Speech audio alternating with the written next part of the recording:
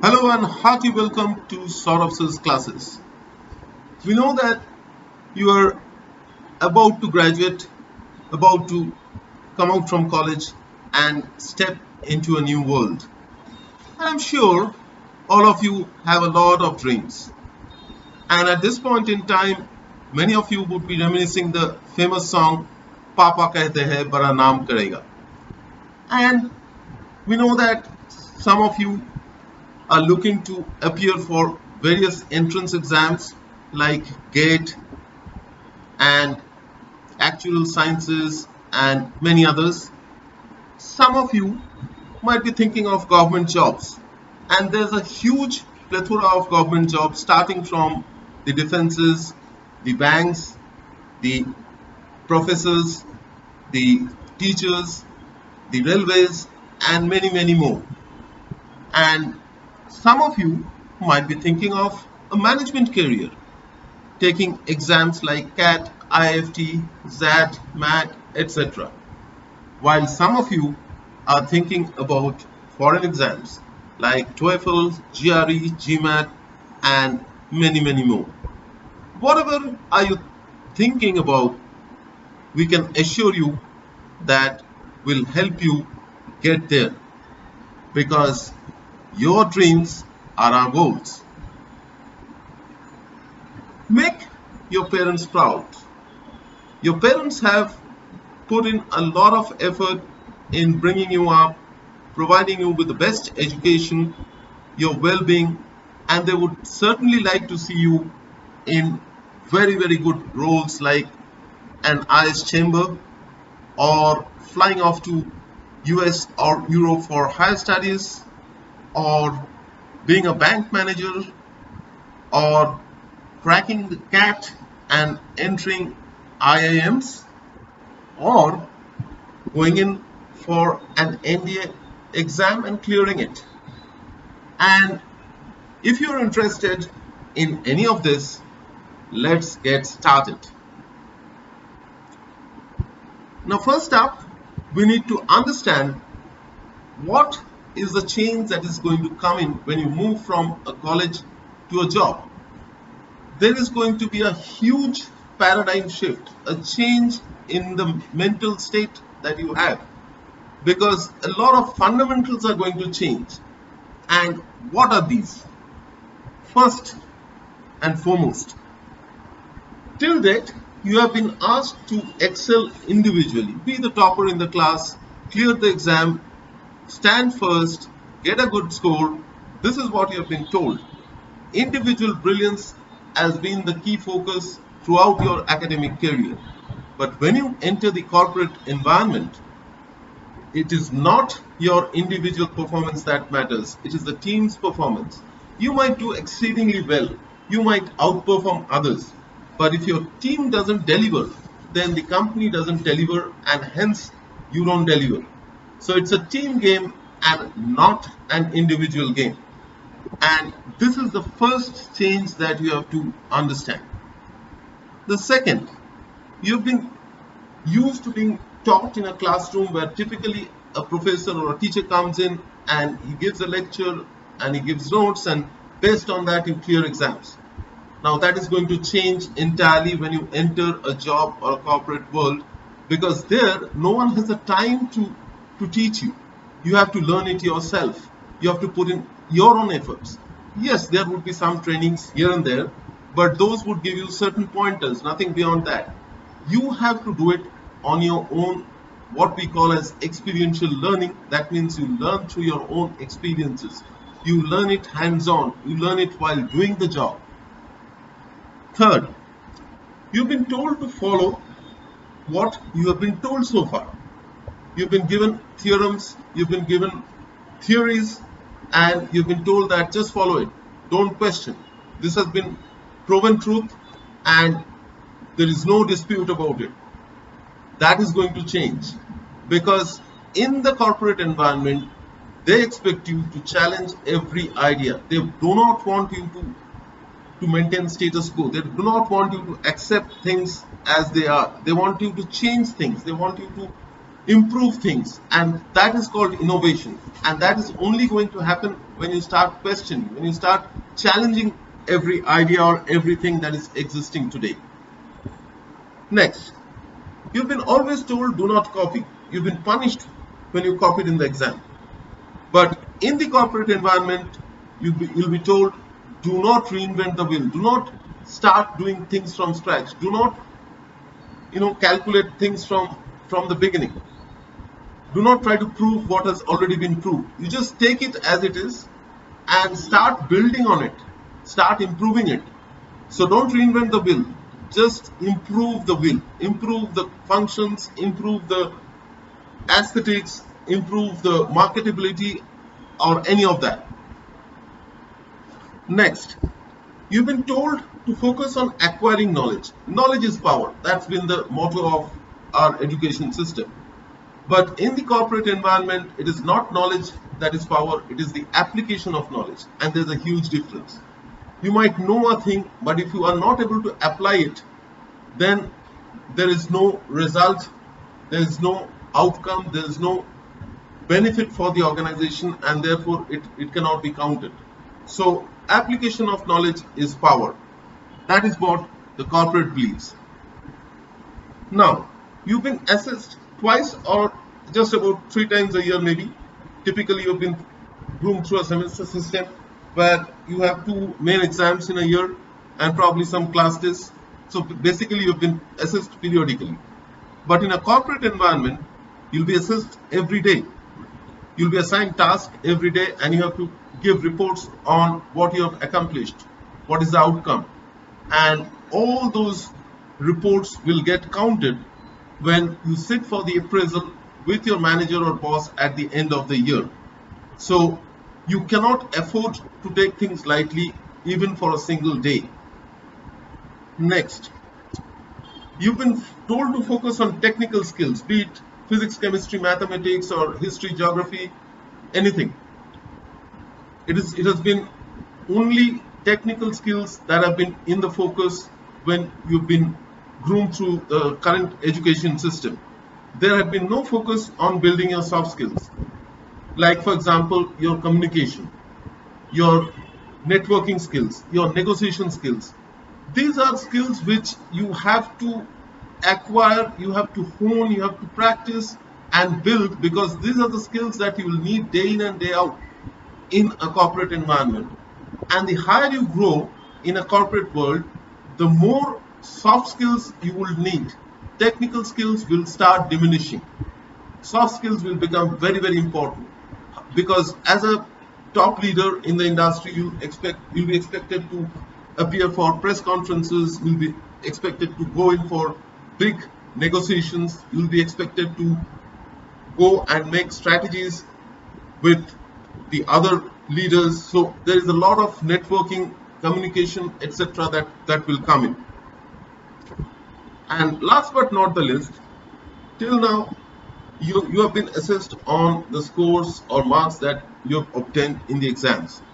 But in the corporate world, that doesn't matter.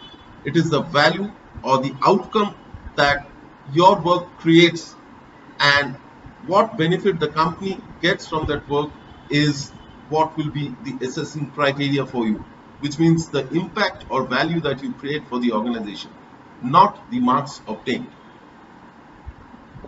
So, what is the journey from the campus life to the corporate life? How do we cross this path? Let's understand the basics.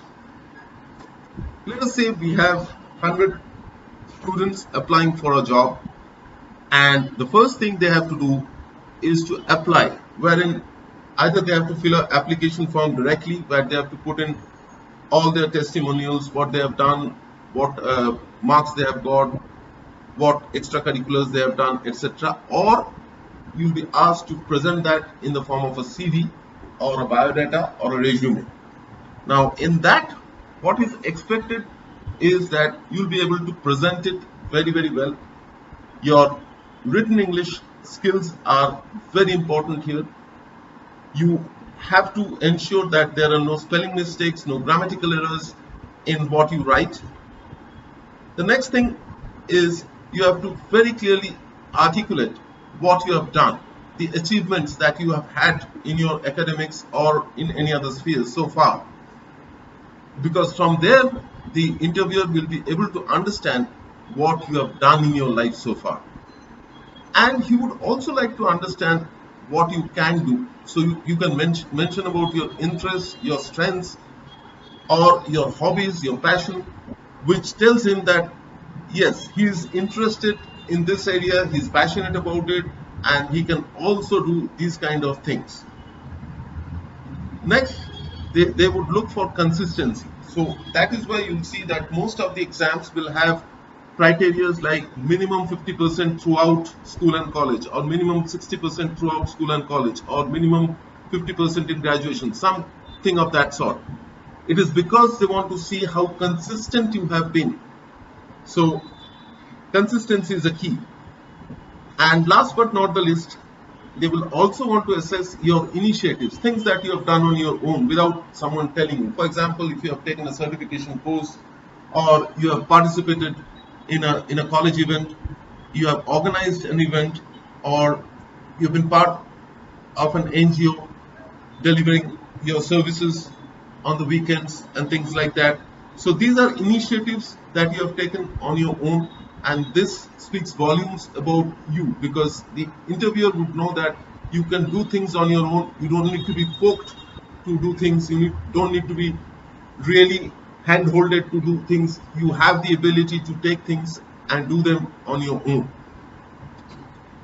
So based on the CV, typically about 10 to 15% of the candidates gets rejected because they do not meet the criteria, or their CVs are not very impressive. The interviewer is not very happy with the CV.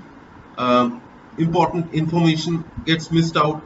So because of these kind of reasons, after the CV screening, about 10 to 15% gets eliminated. The rest of them gets called for the next round, which is typically the written test round. And in the written test, there are generally 5 or 6 sections, and they are English or verbal reasoning, quantitative or mathematics, logical reasoning and data interpretation, general knowledge and general aptitude in some cases.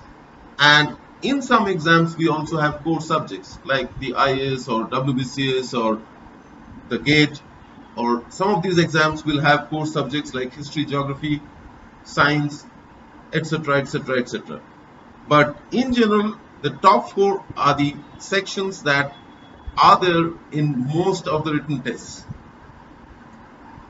So after the written test, about 45-50% gets eliminated. And again, this is an industry average. I'm not talking about any particular exam or any particular job. This is an average that has been taken from a study across the industries in India.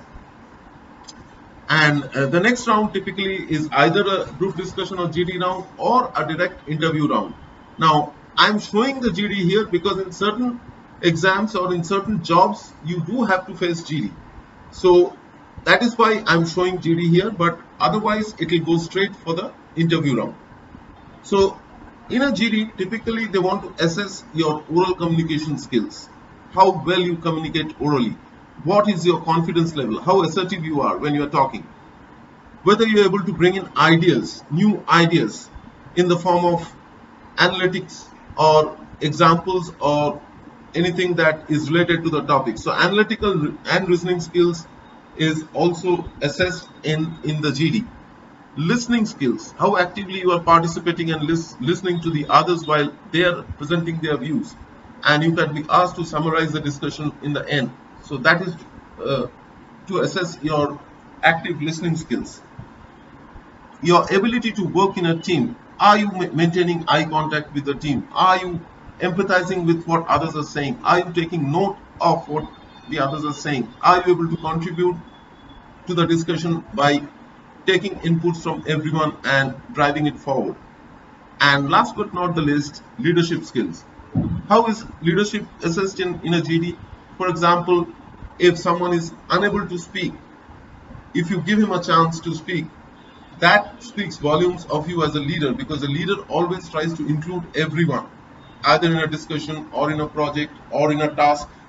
They try to involve everyone and make sure that everyone is able to contribute.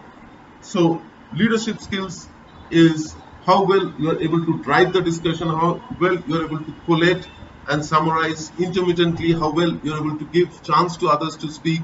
All of that is considered to be leadership skills. After the GD, typically around 50% or more gets eliminated depending on the quality of the participants, etc.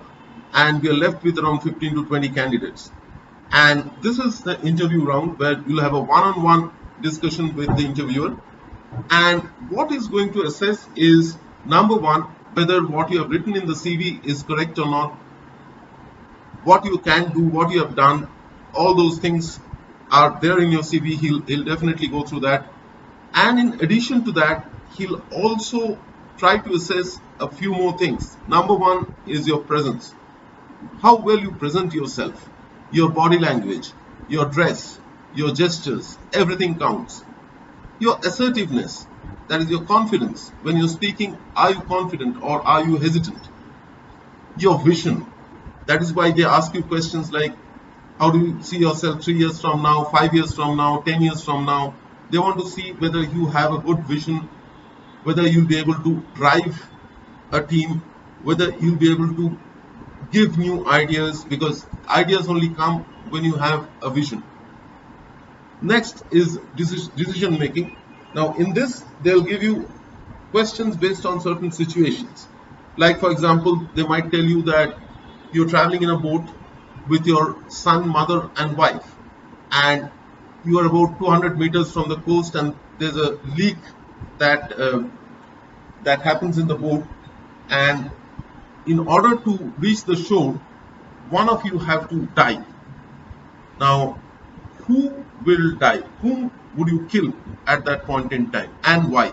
Now, this is to judge your decision making skill. I know this is a very difficult question, and in some interviews these kind of questions are asked. I personally faced this question in one of my interviews. So there is no right or wrong answer, but you have to give a solid reason for what you're saying. And the last one is logical thinking. So in some interviews you'll be given cases like, for example, you are a franchisee holder of KFC and you want to open a new franchisee in your locality. What is the estimate of revenue that you will have for the first month or the first year? Now, they will not tell you anything else. So what you have to do is to take a logical approach. Yes, you will have to go with certain assumptions. Like for example, if it is in Calcutta, you can say that the population in Calcutta is roughly about 1 crore, and in my locality, the population that I'm going to cater to would be roughly around, let's say, 50,000. And out of that 50,000, I know there is a rough split of 50-50 between males and females, and there are 30% of kids there. So based on that, you can assume that most of the kids, or 100% of the kids, they love KFC. You can also assume that maybe 60% of the rest of the population love KFC, and based on that you start building your numbers. Now these are not asked to assess a right or wrong answer. There is no right or wrong answer here, but what they will try to assess is your logical approach, how you are thinking stepwise. Because in a real life environment, obviously, if you going for this kind of a situation, you'll do market research, you will take data from various sources, and after that you do your estimates. And they know that, so they will not be expecting that you deliver a perfect answer, but what they'll expect is how you approach the problem. So logical thinking is very important. So after all this, we have roughly around 6 to 8 selects typically. So you can understand that almost 95% of the candidates that appeared for the job or the exam, they are not selected. So this is the reason why they are not selected. They must have faltered at some particular point in any of the process. So now we've understood that there is a huge change coming in and what you have to go through in order to meet that change, in order to cross that barrier. And the obvious question in your mind now is, how will we prepare you for that? What are we going to do?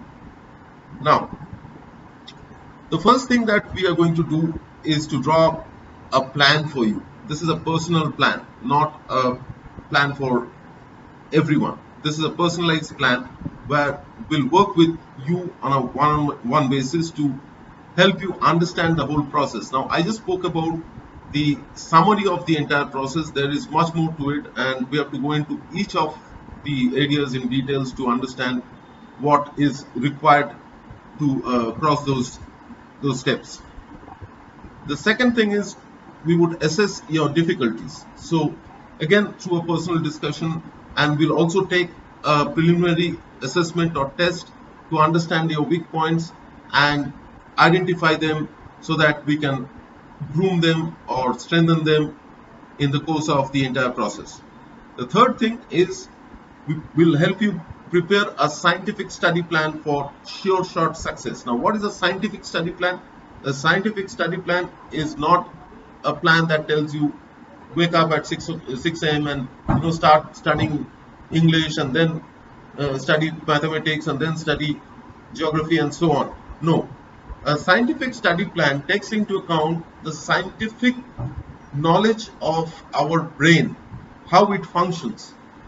Like, for example, the brain is very fresh in the morning. So if you are doing things which requires analytical skills like logical reasoning or mathematics or science, those are much easier to be done in the morning than it is at the end of the day, because your brain gets fatigued out. And these are scientific facts. This is not what we are saying. These are scientifically proven facts, and based on these facts we'll build a study plan for you that will help you assimilate things, understand concepts, remember things that are needed most effectively. Next, after we do the planning, we'll start the grooming session where we'll provide you with detailed study materials on all the topics that would be covered. We will brush up your basics first, because you might have forgotten certain things. You need to go through it again. So we'll do all of that in multiple sessions, and we'll obviously strengthen your weak areas, because we identified your difficulties in the planning process, and in the grooming process we are going to strengthen your weak areas so that you are able to gear up for the exam, taking into consideration the entire syllabus. You will not have to leave anything behind. And the last and the most important part is the elevate section, or the elevate process, where we'll take you through a battery of 60 mock tests, and we'll provide you with individual feedback on your performance, what errors you made, how you have to improve, what you have to focus on, etc. We'll also give you tips and tricks to improve your score by speeding up your answering techniques, how to select answers in a multiple choice question without understanding the question. Yes, those are the kind of tips and tricks that we'll give you. Next, we are going to conduct one-on-one interviews with industry experts.